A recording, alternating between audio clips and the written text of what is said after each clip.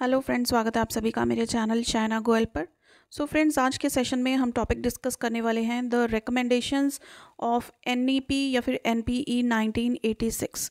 सो देखिए, इसमें जो भी रिकमेंडेशंस है सिंपल लैंग्वेज में हम डिस्कस करेंगे। So before starting with the session, अगर आप मेरे चैनल पर नए हैं तो इसे सब्सक्राइब कर लें and click on the bell icon to get notifications of my latest uploads. So now let's begin with the session. It is the policy formulated by the government of India to promote education amongst Indian people. तो education के related ही ये basically policy है.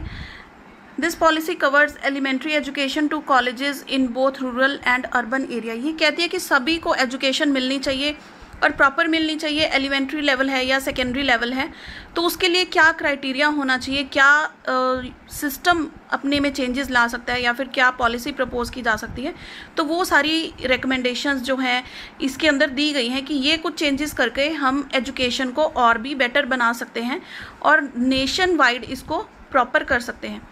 Then the first national policy of education was promulgated in 1968 by the government of Prime Minister Indira Gandhi and second by Prime Minister Rajiv Gandhi in 1986, जो हम अभी discuss करने वाले हैं। It lays special emphasis on removal of disparities and the equalization of educational opportunities by attending to the specific needs of those who have been denied equality so far. जिनको education में equality नहीं मिली, चाहे वो हम females की बात करें, backward classes की बात करें, एससी एसटी या जो भी रीज़न हो, जिनको एजुकेशन नहीं मिली या फिर इक्वल एजुकेशन नहीं मिली, उनके रिलेटेड ये मेन एम्फेसिस करते हैं कि उनको एजुकेशन ज़रूर मिलनी चाहिए। So now we will see the recommendations of the NPE 1986। So देखिए, अगर आपको रिकमेंडेशंस पर क्वेश्चन आता भी है तो आप डायरेक्ट उसको रिकमेंडेशन से स्टार्ट नहीं करेंगे, इंट्रोडक्शन ज़रूरी होती है, इसलिए हमने पहले इंट्रोडक्शन स्टार्ट की थी। सो सबसे पहले है टू रिमूव इन इक्वालिटीज़।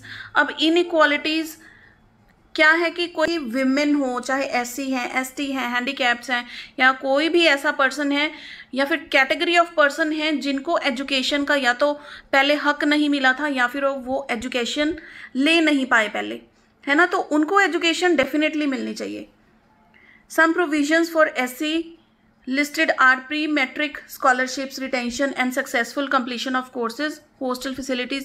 तो गवर्नमेंट क्या है, हर तरह की कोशिश कर रही है कि उनको कुछ फैसिलिटीज़ दी जाएं ताकि वो अपनी एजुकेशन कंटिन्यू कर पाएँ या फिर उसमें प्रॉपर एनरोल हो पाएँ। Then second is early childhood care. अब अर्ली चाइल्डहुड केयर में क्या आएगा, एलिमेंट्री एजुकेशन में बात करेंगे हम वही कि यूनिवर्सल असेस एंड एनरोलमेंट होनी चाहिए, universal retention of children up to age of 14 होना चाहिए। Clear. A much needed improvement in the quality of education that allows for children to achieve a certain level of learning. इसके बाद आती है non formal education. देखिए, school में जाते हैं तो हमें फॉर्मल एजुकेशन मिलती है। क्लियर। अब नॉन फॉर्मल एजुकेशन क्यों हम इसकी बात करते हैं, क्योंकि देखिए होम ट्यूशन्स होती हैं या फिर स्कूल में कई बच्चे होते हैं कि वो एजुकेशन फर्दर नहीं ले पाते। अगर हम जैसे वेस्टेज एंड स्टेग्नेशन की बात की थी कि पैसों की कमी के कारण या फिर किसी भी कमी के कारण अगर बच्चे ड्रॉप आउट हो जाते हैं, क्लियर, स्कूल छोड़ देते हैं, तो उनके लिए क्या है, नॉन फॉर्मल एजुकेशन की प्रोविज़न की जानी चाहिए कि अगर वो स्कूल नहीं आ सकते हैं तो नॉन फॉर्मल तरीके से ही उनको एजुकेट किया जाना चाहिए। Curriculum in schools will be guided by both national core as well as needs in the local environment. Local environment को देखते हुए भी curriculum को डिज़ाइन किया जाना चाहिए। Then is the problem of wastage and stagnation, जैसे कि थोड़ा सा डिस्कस किया है।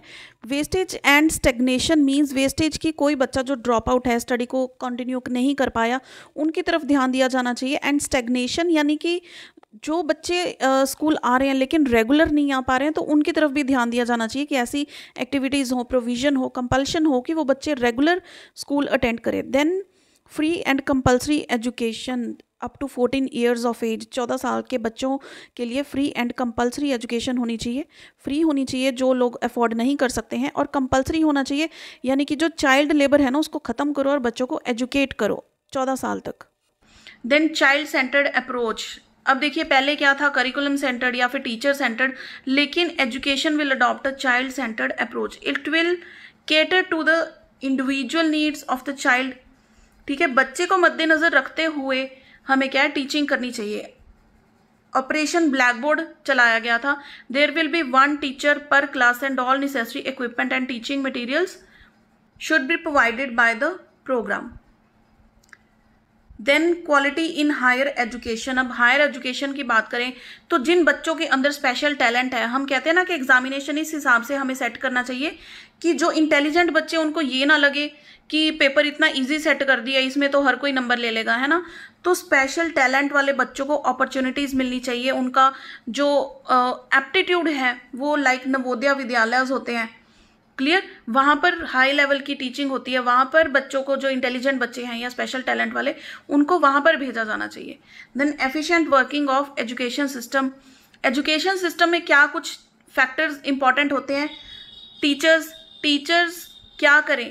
पहले तो खुद की इम्प्रूवमेंट करें, है ना। एजुकेशन फॉर टीचर्स की ट्रेनिंग होनी चाहिए। Giving teachers a better deal and more accountability. Improved student service and adherence to certain norms of behaviour. Better facilities for instruction. अब देखिए, अगर हम कहें कि टीचर्स के लिए हम रास्ता अच्छा कर दें, उनको मटेरियल प्रोवाइड करें ताकि वो अच्छे से टीचिंग कर पाएँ, तो उनके लिए भी इजी होगा।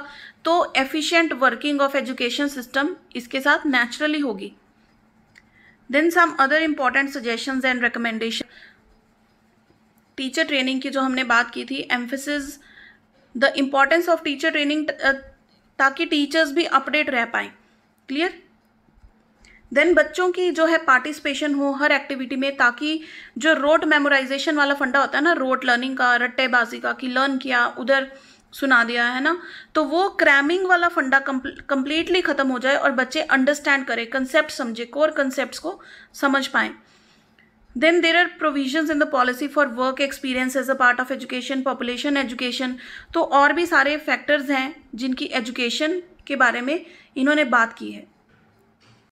Next, it outlines that it is the responsibility of both the government and communities for providing funds. अब देखिए, ये रिस्पॉन्सिबिलिटी है सिर्फ गवर्नमेंट की नहीं है, कम्युनिटीज़ की भी है, ताकि कोई कलेक्शन हो, ठीक है, एजुकेशन के फील्ड में। क्योंकि देखो, एजुकेशन में इतने सारे रिसोर्सेज की ज़रूरत होती है। अगर फ्री एजुकेशन भी प्रोवाइड कर रहे हैं, फिर भी लोगों का भी योगदान होना चाहिए, कम्युनिटीज़ का भी योगदान होना चाहिए कि उसको एक सक्सेसफुल क्राइटेरिया बनाया जा सके, ठीक है। क्योंकि एजुकेशन में प्रॉब्लम ही ये आती है कि अगर इन्वेस्टमेंट नहीं है, अगर पैसा नहीं है, तो एजुकेट कैसे करेंगे, टीचर्स को कैसे हायर करेंगे, क्लियर।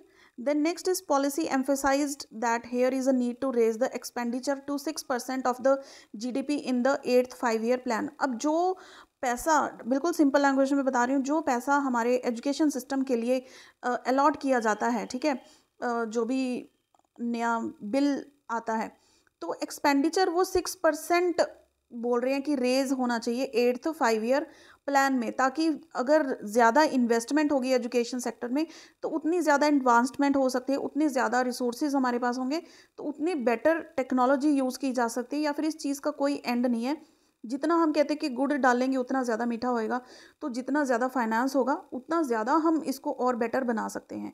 या फिर फ्री एंड कंपलसरी करना है तो उसके रिगार्डिंग भी बच्चों को और ज़्यादा बेटर अपॉर्चुनिटीज़ दी जा सकती हैं। Then the policy devoted an entire section to overhauling the planning and management system surrounding education at national, state, district and local levels. अब ये जो पॉलिसी है, ये पूरा का पूरा जो recommendations है, ये किसके लिए है? ताकि जो एजुकेशन है सबसे पहले तो लोकल लेवल पर पूरे अच्छे से हो, फिर हम डिस्ट्रिक्ट की बात करते हैं, उसके बाद स्टेट की बात आती है, फिर नेशन की बात आती है, कि national level as a whole जो हमारा एजुकेशन सिस्टम है, अगर हम इंडिया की बात करें कंप्लीट, तो वो नेशनल लेवल की बात हो जाती है कि इस तरह का होना चाहिए कि कोई भी इसमें रुकावटें ना आए। जो हम इसके लिए प्लानिंग करते हैं या पॉलिसीज़ बनाते हैं उसको अच्छे से इम्प्लीमेंट किया जा सके, ताकि उसकी मैनेजमेंट भी सही से हो, कहीं पे कोई दिक्कत ना आए किसी भी लेवल पर, चाहे वो लोकल लेवल है, डिस्ट्रिक्ट है, स्टेट है या फिर नेशनल लेवल है। तो these were the recommendations in simple language.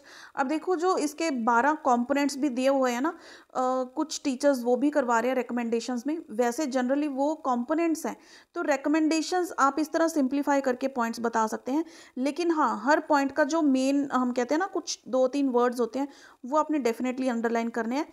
अगर आप कंपोनेंट्स को रिकमेंडेशंस की तरह प्रिपेयर कर रहे हो तो उसमें भी कोई दिक्कत नहीं है। एक्सप्लेन वो सारे बहुत ज़्यादा डिटेल में किया हुआ है, बेसिकली वो क्वेश्चन बनता है कंपोनेंट्स का। लेकिन रिकमेंडेशंस को भी उस तरह से देखा जा सकता है। अदरवाइज़ अगर आपको ये वाली ईज़ी लगती है तो ये भी आप कर सकते हैं। ये सारा कुछ भी उसका सिंप्लीफाइड फॉर्म है, ठीक है जी। सो फ्रेंड्स, आई होप ये सेशन आपको हेल्पफुल लगा होगा। इसे लाइक एंड शेयर ज़रूर करें and see you the next video. Till then keep watching friends.